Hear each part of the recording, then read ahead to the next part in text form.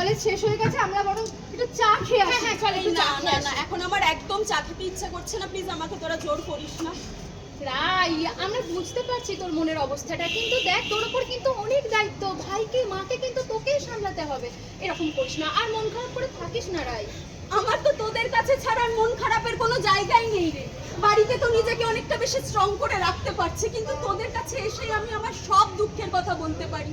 বাড়িতে ছোট একটা ভাই আছে, মা আছে, তাদের সামনে আমি এক ফোঁটাও মন খারাপ করে রাখি না। জানিস, তোরা তো জানিস আমি আমার বাবার কাছে কতটা কাছের ছিলাম বল। বাবা যখন জলে ডুবে যাচ্ছে চোখের সামনে দেখতে পাচ্ছি, বাবাকে বাঁচাতে পারছি না, এটা আমার জন্য যন্ত্রণা, আমি কোনোদিন ভুলতে পারবো না।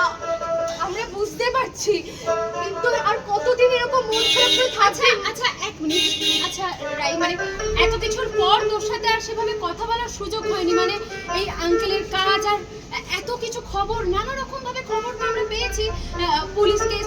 আচ্ছা অ্যাকচুয়ালি হয়েছিলটা কি সেটা আমাদেরকে বল, আমাদের জানা উচিত। তোর এখনো এত কিছু নিয়ে খবর করতে ইচ্ছা করছে? ছাড় না, আয়ুক্ত থেকে বেরো প্লিজ, আর এই আলোচনা ভালো লাগছে না। না অনুযায়ী আমি রিপোর্টার মানছি, আমি খবর বানাই, কিন্তু আমি এটা খুব খবর বানাচ্ছি না। দেখ ওর কাছ থেকে জানলে তো ওরও একটু হালকা হবে মনটা। প্লিজ রাইট বল আমাদের যে কি হয়েছিল। জানিস তো, বাবা মায়ের দুজনেরই খুব সমুদ্রে ঘুরতে যাওয়ার ইচ্ছে ছিল, এবং সেটাও খুব শান্ত শিষ্ট একটা জায়গা, বেশি হট্টগোল থাকবে না। তাই আমরা সবাই মিলে প্ল্যান করলাম তালসারি যাব। সেখানে অত লোকও নেই, বাবা মা ভাই আমি সবাই মিলে বেরিয়ে পড়লাম। ভীষণ আনন্দ করতে করতে গেলাম। পরের দিন আমরা সমুদ্রেও গেলাম। হঠাৎ করে ভাই বায়না করলো ডাব খাবে। আমি ডাব নিতে গেলাম, কিন্তু যাওয়ার আগে আমি এটা ওদের বলেছিলাম, জানিস তো, কেউ যেন বেশি দূর না যায়, সবাই যেন কাছাকাছি থাকে। তারপর আমি এটা বলে বেরিয়ে গেলাম। তারপর ফিরে এসে দেখছি চিৎকার চেঁচামেচি, ভাই চিৎকার করছে বাবা বাবা করে, মা চিৎকার করছে, আমি কাছে গিয়ে দেখছি বাবা জলে ভেসে যাচ্ছে। বাবাকে আমি বলছি বাবা যেও না, ফিরে আসো ফিরে আসো, কিন্তু বাবাকে জলের স্রোত টেনে নিয়ে যাচ্ছে, বাবাকে ফিরে আসতে দেখতে পাচ্ছি না। আমি পাগল হয়ে যাচ্ছিলাম, জানিস তো।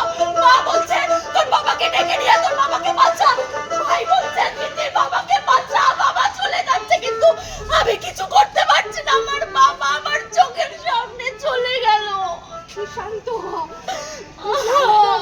আচ্ছা রাইট, তারপর আঙ্কেলকে তোরা কখন পেলি? জানিস তো, আমরা অনেক মানুষ খুঁজছিলাম, কিন্তু যে কজন মানুষ আমাদের মতো টুরিস্ট ছিল তারা কেউ আমাকে জলের পাশে যেতে দিল না, সবাই আমাকে আটকে রাখছিল, কিন্তু কেউ আমার বাবার বিপদে একটু পাশেও গেল না, জানিস তো। তারপর অনেক খোঁজাখুঁজি করে দুটো মানুষকে পেলাম, তারা নৌকো করে তারপরে নৌকো করে বাবাকে ফিরিয়ে নিয়ে এলো।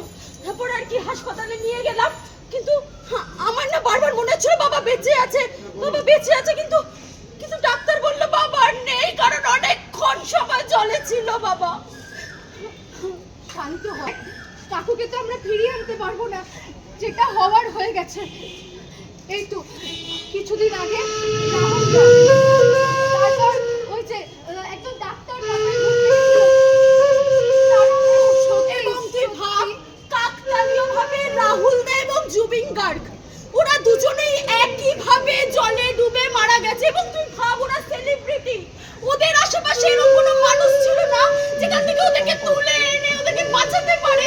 তাহলে আমরা তো সাধারণ মানুষ, আমরা কি করে পারবো বল? সত্যি তো বল, আমরা তো সাধারণ মানুষ, আমরা দেখতে পারবো, আমরা কতদিন আমরা সাধারণ মানুষ হয়ে থাকবো? আমাদেরকে নিজেদেরকে সচেতন হতে হবে।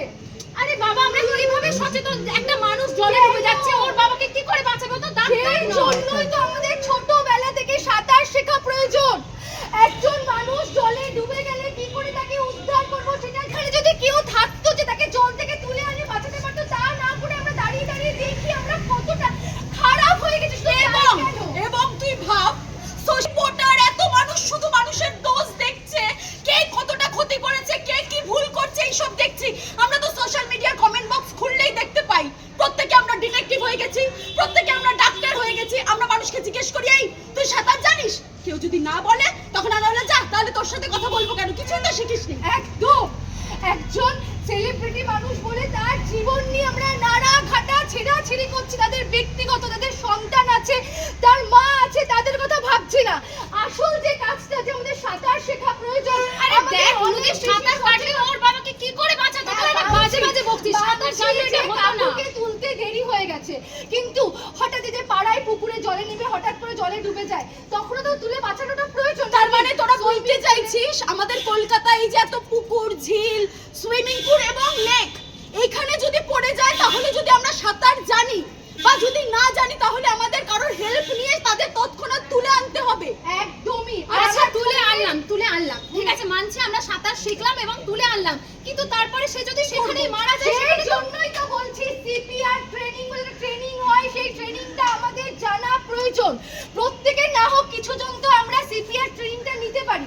এই যে একটা ইউনিট, একটা টিম গেছে, তাদের মধ্যে যদি একজন সিপিআর ট্রেনিং জানার লোক থাকতো তাহলে তো বাঁচাতে পারতো। হয়তো দেরি হয়ে গেছে আচ্ছা অনেক। শোন, সিপিআর জানি, কিন্তু এটা আমরা কিভাবে দেবো? এটা তো ডাক্তারদের কাজ। না, সিপিআর সাধারণ মানুষও জানতে পারে। আমি নিজেই সিপিআর জানি। তুই এখানে জিজ্ঞেস কর না যে এত লোক দাঁড়িয়ে আছে, এদের মধ্যেও নিশ্চয়ই কেউ না কেউ সিপিআর জানে। আচ্ছা আপনাদের মধ্যে কি কেউ সিপিআর জানেন? কেউ আছেন যে সিপিআর আপনি জানেন? জানেন? দিদি, এই দেখুন please কতজন হাত একটু তুলছে। আসবেন। এই যে এই দিদি আছে, আসুন না দিদি, একটু আসুন না। এই দিদিকে আমরা পেয়েছি। আমরা খুব ভাগ্যবান। এই দিদি এখন দেখিয়ে দেবে যে সিপিআর ট্রেনিংটা কি এবং প্রাথমিক কি করে সেই মানুষটাকে অসাধারণভাবে প্রাণ ফিরিয়ে আনতে পারি। এবং আপনারা মনে রাখবেন যে জল থেকে তোলার মানে যে দম আটকে যায় আমরা ভাবি মানুষটা মৃত, না। প্রাথমিকভাবে আমাদেরকে চেষ্টা করতে হবে তার জ্ঞানটা ফিরিয়ে আনার।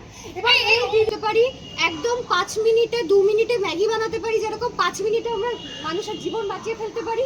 তার জন্য খুব সহজ পদ্ধতি আমাদের মনে রাখতে হবে 5-30-2। কি মনে রাখতে হবে? 5-30-2।